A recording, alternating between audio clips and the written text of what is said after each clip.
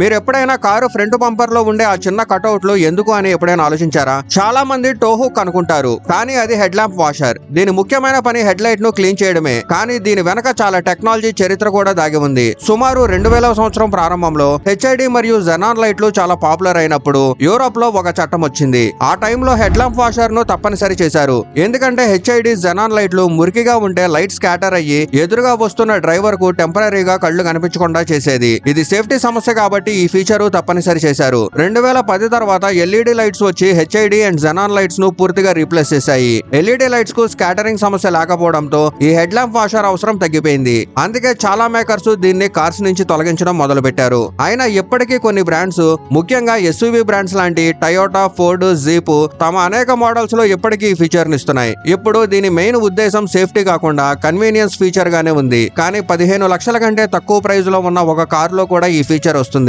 అది ఏ కారో మీకు తెలిస్తే కామెంట్ లో చెప్పండి.